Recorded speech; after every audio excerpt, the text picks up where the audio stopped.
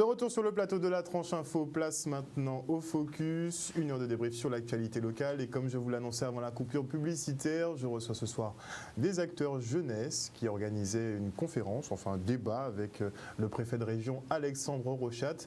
Ils font partie du DMJ, du dispositif Média Jeunes et je reçois donc Nicolas Joachim Eugène. Bonsoir.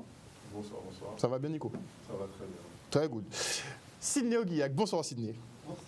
Ça doit faire bien 2 semaines que je ne t'ai pas vu. C'est normal, je ne vais pas te comprendre. Sinon tout va bien Sidney? Vous l'avez posé. Good. Nous avons mon correcteur automatique est passé par là. Saki Kalai, Alors, Sadi Kalé, Sadi Kalé, oui. et le prénom Cynthia. Cynthia. J'allais t'appeler Syndic. Enfin, mon ordinateur t'a appelé Syndic. Désolé. Y a pas de Donc toi, souci. tu es de l'association des jeunes chercheurs. Tout à fait. Donc, je suis la présidente de l'association des jeunes chercheurs en Guadeloupe. Les jeunes chercheurs qui cherchent quoi? Qui font en fait de la recherche dans tous les domaines. Donc, ça peut être en sciences, en mathématiques, en physique, en géographie, en littérature. Donc, vraiment, c'est dans tous les domaines sauf le côté médical. Puisqu'on est docteur, voilà, on va dire, on est docteur pour le côté médical, mais il y a aussi les docteurs en sciences où il y a la littérature, les docteurs en philosophie, etc. Donc le Covid, c'est pas votre spécialité? Ça peut le devenir en fonction de nos thématiques de recherche. Il n'y en a pas une petite qui est calée sur le Covid en ce moment? Alors, je dirais personnellement, je ne sais pas tout ce qui se fait par rapport au Covid actuellement, mais je pense que notamment dans les organismes de recherche de Guadeloupe, donc je pense à comme l'Institut Pasteur de la Guadeloupe ou peut-être même d'autres organismes, ou même au niveau du CHU aussi, des études sont menées pour justement regarder un peu comment le Covid, en tout cas comment on peut le contrer, qu'est-ce qu'on peut faire pour améliorer la vie des Guadeloupéens. Alors moi, si je peux faire une petite suggestion, ce serait faire une étude sur l'impact du port du masque. C'est noté? Oui, c'est noté. Je suis sûr qu'on vous l'a déjà demandé. On y reviendra plus tard. Nous avons également donc Yoël Pépin et Daryl Pézeron de l'association Wibash. Bonsoir messieurs. Bonsoir. Vous allez bien? Oui, très bien. Pas de Covid, ça va? Non, rien La à santé, signaler la pour le forme moment. La santé est là. Tout le monde va bien. Tout le monde respire bien. Et Daryl. Très bien messieurs. On va parler avec vous puisque vous êtes un peu, enfin dire, nos experts en informatique aujourd'hui. Et j'aurais 2-3 petites questions sur des révolutions en robotique et en informatique qui me tracassent assez. Nous sommes prêts. Il n'y a pas de souci. Super. Et nous avons pour finir Héloïse Tafna Davanin, justement de l'ARS, de l'Agence régionale de santé. Bonsoir madame. Bonsoir. Alors, l'Agence régionale de santé qui a lancé une campagne de communication autour de la Covid-attitude. Oui. Donc la Covid-attitude, c'est quoi? Une attitude... Alors, la Covid-attitude, c'est 2 choses très simples. C'est porter son bracelet, #Covid-attitude, et respecter les gestes barrières. Tout simplement. En fait, tout simplement. Et en fait, celui qui porte le bracelet, il s'engage personnellement, il en parle autour de lui et il incite ses proches à respecter les gestes barrières aussi. Mais j'y gagne quoi? J'y gagne à conserver la santé, j'y gagne à casser les chaînes de transmission et à enfin libérer la Guadeloupe de ce virus. Donc, c'est le but. C'est Covid, on a vu justement la campagne de com un peu avec Warvana notamment, Oui.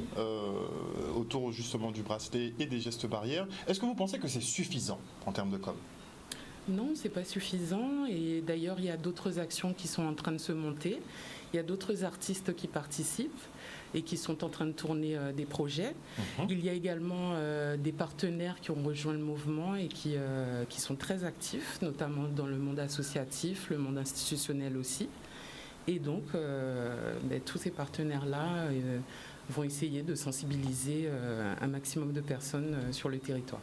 D'accord, donc c'est pour un peu démultiplier les forces qui vont vous aider justement à traduire le message. Voilà. Ok. 2 petites secondes. Alors, est-ce que vous trouvez le message pertinent?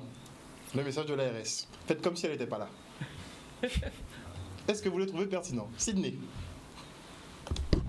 C'est compliqué ta question. Ah, pas si compliqué que ça, c'est que tu veux pas répondre peut-être? Je trouve que le message est quand même pertinent parce que c'est vrai qu'il faut faire attention. Il faut faire attention à certaines choses. Après, chaque personne prend ses libertés de faire attention à ce qu'il veut. Mais c'est vrai que le message qu'ils ont à propager, à divulguer est quand même important à dire aux gens. Donc moi je vois les critiques de la campagne. On a tous les réseaux sociaux, il n'y a pas de problème. N'est-ce pas? Mais il faut faire attention. C'est peut-être que c'est pas pour nous, mais comme le dit les slogans, c'est pour les autres aussi. Donc à partir de ce point-là, moi je veux bien faire attention à certains moments. D'accord. Je dirais ça comme ça. Tu veux pas faire la chorégraphie, c'est ça? Franchement, et j'ai fait une espèce d'examen de langue de bois là, avec toi là ce soir. Je veux Tu plus sais qu'on faire va penser ça. après qu'ils vont dire ça. Comment? Non, mais C'est après. Non, mais je préfère le dire franchement, comme ça au moins les gens savent que si je dis ce que je pense vraiment, je peux Il est perdre mon génial. travail. Il est génial, cette idée. On passe à votre avis sur cette campagne de com. Ben pour moi, oui, en tout cas, pour freiner vraiment la propagation du virus, il est nécessaire que chacun d'entre nous, on ait des actes individuels. Et pour cela, donc, il y a des recommandations. Après, c'est sûr que soit on le fait de manière consciente, ou soit on ne le fait pas aussi de manière consciente, donc à voir ce qu'on fait. Mais en tout cas, pour ma part, oui, il faut suivre les recommandations. Et puis, de toute façon, comme il a mentionné, c'est qu'on n'est pas, même si c'est des actions individuelles, on vit quand même en communauté. Donc, nos actions, même si elles sont individuelles, elles ont des conséquences au niveau des autres. Donc, si on veut que tout le monde soit bien, on doit aussi avoir un comportement, non pas que pour nous, mais pour la communauté. Même si le comportement, on l'adopte surtout en public et pas dans le privé? C'est sûr qu'après, on peut contester, on le vit, on conteste. Quand ce sera passé, on contestera. Donc, dans tous les cas, on va contester. Donc, après, de toute façon, il n'y aura jamais de mesure qui va exactement dans le sens de tout le monde. Ça, c'est sûr. Après, c'est à savoir où nous, on se situe et quelles sont les protections qu'on souhaite mettre pour nous et pour les autres. D'accord. Yoël. Alors, mon avis personnel sur le sujet, je pense que c'est quand même important d'avoir certains mouvements, gestes barrières. On peut toujours débattre sur le fait de est-ce qu'un masque est vraiment efficace contre le Covid? Est-ce que les mesures où à 22h les bars doivent rester fermés, etc., est-ce que ça a un vrai impact? On pourra toujours en débattre, mais quelque part, il y a toujours une action qui fait qu'on sera moins en contact avec d'autres personnes et le virus se propagera forcément en masse. Et quelque part, ça va effrayer, peut-être pour rien, peut-être trop, mais tout le monde restera beaucoup plus distant les uns des autres et ça nous évitera un deuxième confinement. C'est le plus important. Pour toi, l'enjeu, c'est vraiment d'éviter un reconfinement. Un reconfinement et aussi la propagation trop rapide du virus avec des fêtes ou avec des rassemblements. Quelque part, ça va effrayer un petit peu les gens. Peut-être que ça sera inefficace, mais ça Donc va... pour toi, la restriction est judicieuse. Exactement. En tout cas, pas totalement, pas forcément de la meilleure manière, mais en tout cas, elle va permettre aux gens de faire attention et indirectement, ça va freiner la propagation du virus. D'accord. Donc tu comprends bien les messages qui sont communiqués ces temps-ci. Oui, Ou tu t'es fait ton pas propre vraiment, avis. Je ne suis pas d'accord avec tout, comme tout le monde, mais je pense que c'est quand même une bonne manière de faire. Très bien. Voilà. On se tourne vers Dari. Ben, moi je me dis ça reprend déjà tout ce qu'on voit déjà à la télé, c'est-à-dire les gestes barrières, ce qu'on nous rabâche depuis le départ. Je me dis bon, un de plus, ce n'est jamais de trop au final. S'il y a des gens qui ne comprennent pas le message, mais pour ma Je pense part, qu'ils ne comprennent pas ou qu'ils sont ne tout souhaitent pas simplement plutôt réfractaires. comprendre. Tout simplement, ne souhaitent pas comprendre, mais dans tous les cas, je me dis que à notre échelle, les gens essaient de faire de leur mieux pour essayer de voir quelle solution est la plus adaptée pour répondre à la problématique que nous sommes en train de vivre actuellement. Peut-être que c'est pas la meilleure, peut-être que c'est pas la plus optimale, mais comme j'avais un prof qui nous disait c'est mieux que rien. Après, il y aura toujours moyen de débattre pour pouvoir améliorer les choses ou pour pouvoir faire en sorte que ça se fasse de la manière la plus optimisée pour nous surtout. Et voilà. Tu entends quoi par nous?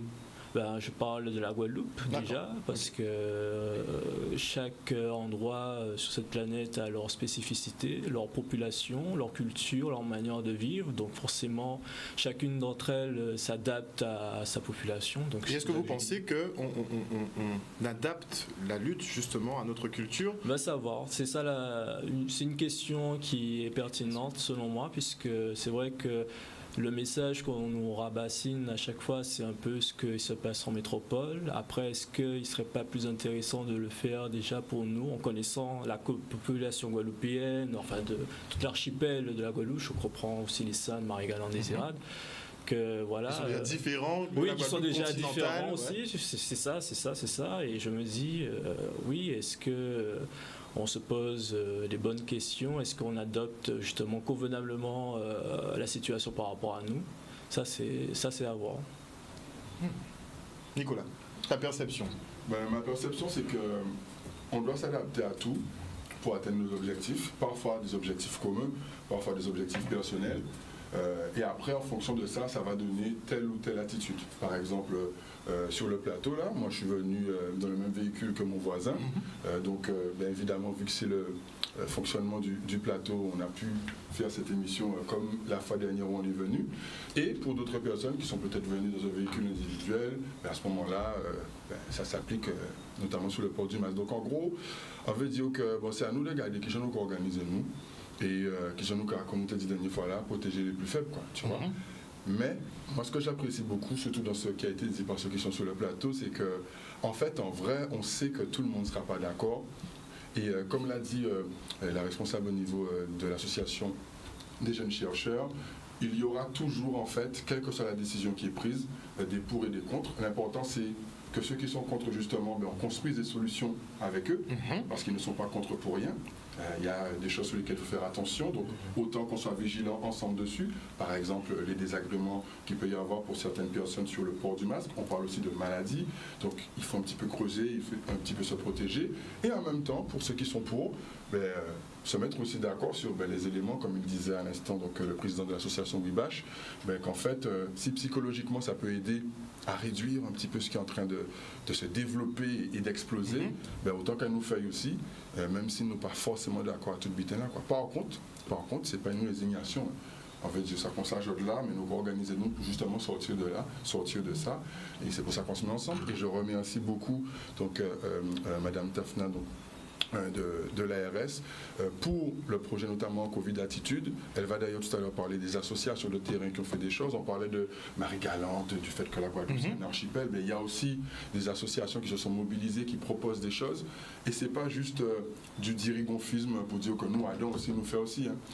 C'est des acteurs de terrain qui font en sorte que justement, là où on peut éviter l'explosion du virus, nous, quand est là aussi, tu vois, il y aura pas de petits bracelets, il y aura organisé avec les petits frères et aussi les plus âgés. Et ça, c'est très important aussi qu'on en parle. Il y a d'ailleurs une liste très longue des associations qui ont participé et je pense que c'est important de les valoriser ce soir. Très bien. Bon, on aime le travail associatif.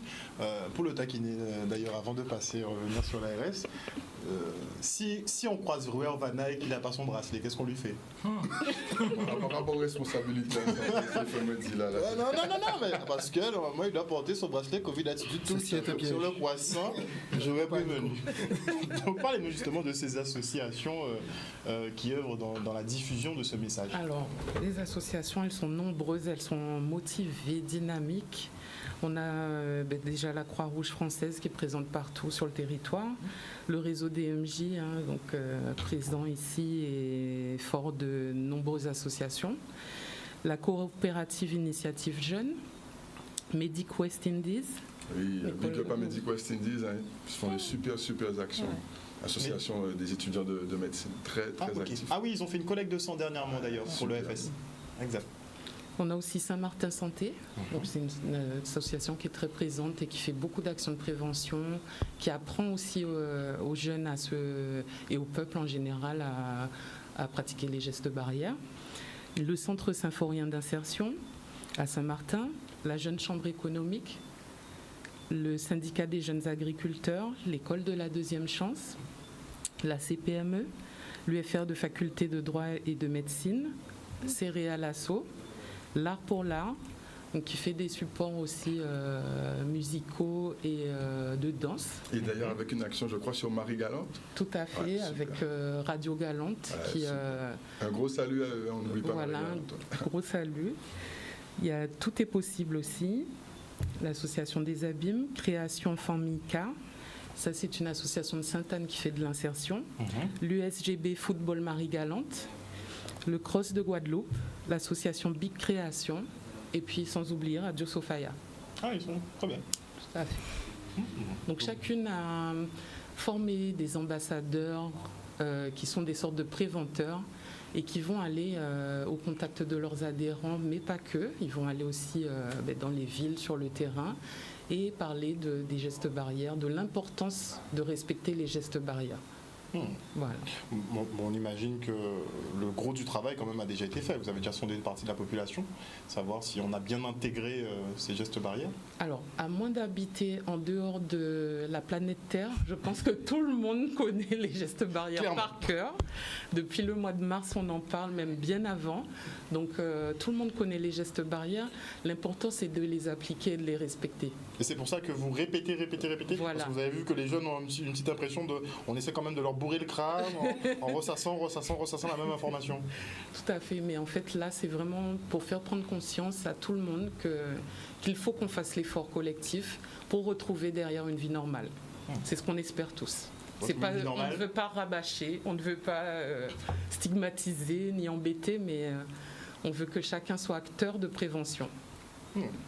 J'ai bien aimé justement qui veut retrouver une vie normale. Et justement, en parlant de rabâcher, ce qui est intéressant, c'est que justement, il y a aussi une manière de ramener les choses. Par exemple, il y a un super travail avec le Comic Creole Show. J'ai déjà terminé l'écriture des pièces et tout, donc on aura certainement Mamad avec nous tout à l'heure. Qui, comment dirais-je, nous offre une manière, on va dire, intéressante de transmettre ces infos. Pour qu'effectivement, ce ne soit pas rabâché, ce soit aussi parfois, des fois, un peu expliqué différemment. Et surtout que, comme on disait, que ça rentre un peu dans les mœurs, parce que là, c'est Covid-19, des mains ne pas savent qu'à Est-ce qu'on peut rigoler avec ça? Parce qu'on a vu des campagnes sur l'eau où ils ont essayé de rendre ça drôle. Bon, moi, ça me fait pas rigoler parce que c'est une problématique qui est grave, donc, clairement. Mais non, parce que c'est la problématique, c'est pas le jeu ou la tentation, peu importe. Mais là, on parle quand même du Covid. Oui, on parle du Covid, on parle aussi rigoler des campagnes jeunesse. Et rassure-toi que le Comic Creole Show, c'est des professionnels qui font un travail de sensibilisation. L'idée, c'est que même si vous souriez devant butin, peut-être que ça va être un sourire de victoire, de se dire, à pas nous qu'à pris dans ça. Tu vois. Voilà. Ok. Très bien. Donc, qui veut retrouver une vie normale? Tout le monde? Donc bien ça vous plaît? Oui, tout le monde. Tout le monde? Vous avez vu effectivement que c'est passé à l'Assemblée nationale que l'état d'urgence est prolongé jusqu'au 21 avril prochain. Enfin, 1er avril prochain, pardon. Vous avez eu la nouvelle? Oui, moi j'ai vu ça sur les réseaux. Oui. Ok. Vous êtes prêts à passer cette période de 5 mois encore, qui sera certainement difficile? On voit que sur Paris, ils essaient déjà de passer en alerte maximale. Ça risque d'arriver dans le courant de la semaine. On risque d'avoir un reconfinement ici si les valeurs ne sont pas à la baisse. Comment vous voyez les 5 prochains mois, concrètement? Avec une amélioration ou pas du tout? Tout dépendra de la population. Après, moi je me dis, j'ai plutôt cette réflexion, qu'est-ce que 5 mois sur une vie? Donc on se priver 5 mois, faire tout ce qu'il faut pendant 5 mois? Ayant Pas de Noël, pas de carnaval? Ben justement, il y a d'autres Noëls, d'autres carnavals, à part pour ceux qui auront le malheur de trépasser. Non, mais sérieusement, sur une vie, je me dis, si ça peut permettre à une personne fragile de ne pas tomber à cause de cette maladie, de ce virus, 5 mois, elle pourra faire ça pendant 2 ans, 3 ans, 4 ans, 20 ans, 30 ans. S'il le faut. S'il le faut, elle pourra refêter Noël. Sydney, tu es prêt? Après jusqu'à la prochaine maladie, peut-être on me dira. Je vais me faire l'avocat du diable, mais franchement, en tant qu'entrepreneur, quand je vois 5 mois comme ça qui arrivent dans le flou, je peux te dire que c'est pas forcément quelque chose qui me va en mode c'est bien pour le peuple, etc. Parce que moi je veux bien penser au peuple, mais comme mon entreprise ne fonctionne pas, l'argent ne rentre pas. Et c'est un petit peu la problématique qu'on voit avec tout le monde, que ce soit les organisateurs de soirées qui font leur mouvement à la région, les restaurateurs, etc. D'ailleurs, j'espère que les salles de sport aussi se sont rebellées. J'espère que tous là, ils vont réussir à s'en sortir avec l'espèce de quenelle que Paris a mis à tout le monde, puisque apparemment, quand Paris décide de faire ses affaires, toute la France a le droit d'être libre. Ce qui était bizarre sur Paris, c'est qu'ils ont dit bon, les bars vous fermez, mais les restaurants vous pouvez rester ouverts. Non, mais en gros, Paris a fait sa loi et après on essaie d'aligner tout le monde, puisque ça va être un moment gros de voir que Paris fait ses affaires et que la Guadeloupe n'a pas le temps de faire son truc. Mais pour revenir au simple point d'un entrepreneur qui voit 5 mois de je sais pas quoi arriver, moi je suis un peu frileux quand même. Tu vois, Ça peut se comprendre. Je suis un peu frileux parce que je me dis, surtout que on est toujours un petit peu dans l'hésitation, des choses comme ça. Donc je veux pas dire que je vais le voir arriver d'un mauvais œil, mais c'est clair qu'il faudra prendre sur nous et développer des ingéniosités pour s'en sortir, parce que je pense qu'il y a des gens qui, s'ils ne revisitent pas leur méthode de travail, leurs moyens d'expression ou autre, ils ne pourront pas forcément s'en sortir. Et c'est un petit peu les difficultés qu'on voit avec les restaurateurs qui peut-être n'arrivent pas à mettre en place un service de livraison, des choses comme ça. Parce que c'est bien beau de dire, vous avez qu'à faire des livraisons, mais si la personne ne peut pas, elle ne peut pas en fait. C'est juste ça, c'est quand même un business, il y a de l'argent derrière, il y a des investissements. Moi, je trouve que c'est un petit peu triste dans le débat public et aussi sur les réseaux sociaux, parce que les gens, ils prennent pas cet aspect-là en compte. C'est que tu as quand même de l'investissement, tu as quand même des responsabilités. Oui, mais on a quand même... Voilà.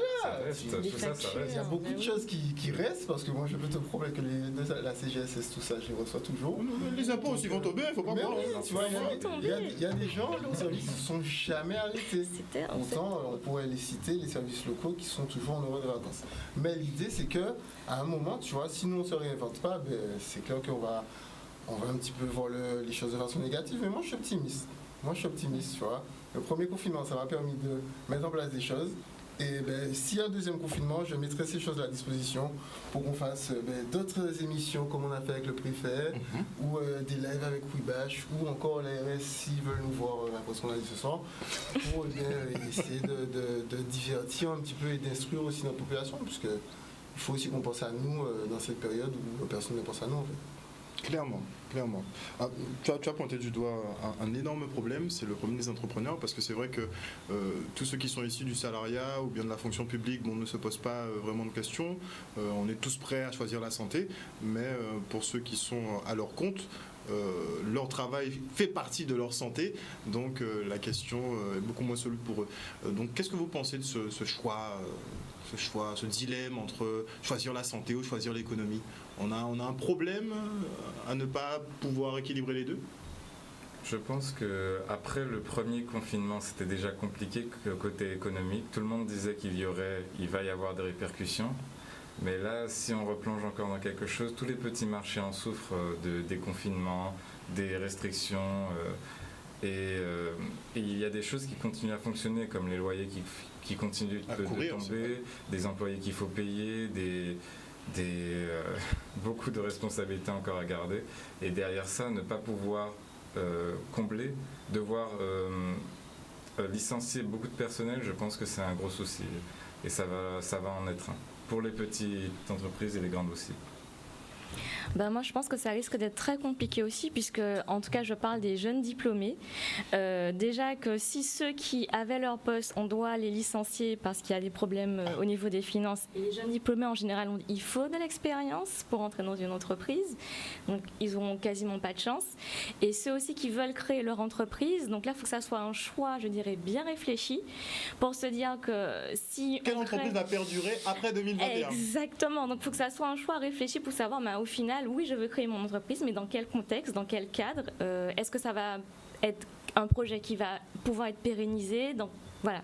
C'est-à-dire que là, il faudra peut-être un peu plus se poser des questions, contrairement à, je ne sais pas moi, il y a 4-5 ans où quelqu'un voulait créer une entreprise. C'est pas que c'était facile, mais en tout cas, pour lui, il avait plus de visibilité sur son avenir. Alors que là, maintenant, c'est beaucoup plus compliqué parce que beaucoup de personnes sont amenées justement à être licenciées, ou en tout cas des entrepreneurs qui ont du mal et qui disent que concrètement, soit ils vont se recycler, ils vont chercher autre chose à faire, ou tout simplement essayer de cultiver ce qu'eux-mêmes ils peuvent consommer. Au moins comme ça, ils dépendent de personne. C'est pas très gai tout ça, mais c'est très réaliste. Il faut dire les choses telles qu'elles sont. Et comment tu penses qu'on pourrait améliorer ça? prendre la tangente différemment? Alors moi déjà je suis quelqu'un où je suis très positive. Donc déjà même s'il y a un scénario pessimiste qui risque d'arriver, je me dirais que dans tous les cas c'est une leçon qu'on doit en tirer. Donc il y aura des conclusions à avoir et savoir comment on peut rebondir pour l'après. Donc après, bon là je pourrais normalement, on devrait réfléchir à comment rebondir C'est sûr. Mais là je pense que maintenant on est plus en train de réfléchir à comment penser les plaies pour éviter que tout explose. Pour éviter l'explosion. Donc là, peut-être que s'il y a un nouveau, admettons, confinement, là, c'est plus qu'une explosion. Là, c'est Hiroshima. Là, c'est quelque chose de très, très gros. De très, très gros et peut-être beaucoup plus difficile pour retrouver une certaine stabilité pour tout le monde. À savoir, on n'a pas encore encaissé les effets. Le truc, c'est qu'on est en train de discuter, mais les effets ne se font même pas encore sentir. Donc, en début d'année prochaine, les premiers trimestres, deuxième trimestre, je crois plus deuxième trimestre, là, on sera dans le vif du sujet. Ça va être vraiment très compliqué. Mais et techniquement, on doit penser à... Les effets ne se font pas sentir pour certaines personnes. Pour certains, mais le global... Je pense que si tu dis ça à ceux qui étaient devant la région la semaine dernière, ils vont te dire qu'ils sont les effets. Hein. Non, mais c'est clair. 6 mois sans activité, c'était impensable avant 2020. Qu'ils soient toujours debout d'ailleurs après 6 mois d'inactivité, sincèrement, on leur tire notre chapeau. Ils ont dû bien économiser, tant mieux pour eux. Mais c'est vrai qu'on se demande sur le moyen terme, long terme, comment on va faire, très clairement. Donc toi, pour ton entreprise par exemple, tu veux prendre des nouvelles tangentes? Non, franchement, si moi je peux profiter de Canal 10 pour faire ma pub, c'est vrai que pendant le confinement, j'ai réfléchi à beaucoup de choses. Je me suis dit comment je peux parler aux gens, etc. Donc je fais de l'audiovisuel via ma société de production Intrusive Pictures, allez follow, etc. Et l'idée, c'est que moi je peux proposer par exemple des lives sur les réseaux sociaux, mais des lives, genre pas des lives avec un petit téléphone, des choses comme ça, tu vois, des lives comme on a fait avec le préfet. Vraie réalisation multicaméra. Voilà, des réalisations multicaméra, un petit peu comme ce que les gars font en régie. D'ailleurs, gros big up à eux parce que moi, quand je suis derrière, tu vois, je vois comment j'en chie, donc je ne vais même pas savoir comment c'est chaud pour eux, tu vois. Mais voilà, tu vois, nous, on a essayé de justement développer des nouveaux concepts et aussi de travailler avec les gens à distance pour que on ne soit pas freiné. Donc, c'est vrai que le chiffre d'affaires a été impacté, mais bon, pour le moment, je ne suis pas vraiment à plaindre, tu vois ce que je veux te dire. Parce que l'audiovisuel, ça va. Notre secteur d'activité, bon, ça va encore. C'est-à-dire, ça va. Ça va encore. C'est pas... Ça peut aller. Ça peut aller. Il y a pire. Il y a des boîtes de nuit. Oui, voilà. Dans tous les cas. Mais après, sur le devenir du métier, il y a des questions à se poser. Parce que si les annonceurs ne peuvent pas suivre, tout le monde ferme boutique de toute façon. Ah, et puis il y avait un vrai engouement, tu vois, autour de toutes ces choses-là et ces créations qui auraient pu nous aider nous-mêmes à nous faire évoluer, tu vois. Et c'est vrai qu'il y a eu un frein vis-à-vis de ça, parce que c'est vrai que d'une façon ou d'une autre, il faut toujours payer ton matériel, payer ta bouffe, etc. Mais je pense que justement, en essayant justement de faire des choses pour nous et pas forcément toujours en essayant d'attendre quelque chose en retour, peut-être que cette période-là peut nous aider à retourner dans cet esprit-là. Il y a eu beaucoup de challenges qui se sont faits, beaucoup de directs, de personnes qui ont parlé de choses dont elles ne parlaient pas avant forcément. Et peut-être que ça aussi, ça peut être très positif pour nous. Peut-être qu'il nous faut un petit 2 mois de confinement pour qu'après, on fasse les choses mieux. Non, mais tu sais, moi, je veux on va bien... se calmer. Non, mais c'est moi, je suis très utopiste. Je veux bien peser le pour et le contre de chaque situation, tu vois. Mais c'est clair que le confinement, ça va pas être facile pour tout le monde. Mais on a déjà eu l'introspection. On avait quand même plusieurs mois pour bien réfléchir à qui nous sommes, à où nous voulons aller. En tant que peuple, on parle de plus en plus d'autonomie. Je vois que il y a beaucoup de critiques vis-à-vis de l'État, vis-à-vis de nos élus, mais bon, on a qui en mérite, ça je le répète encore une fois. Donc, bon, tout va bien finalement. Tout va bien.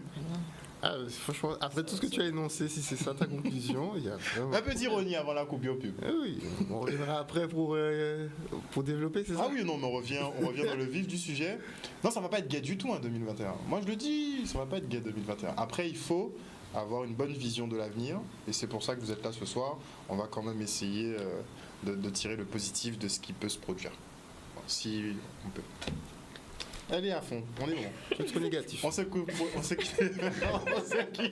pour une petite page de publicité. On revient avec nos invités en plateau.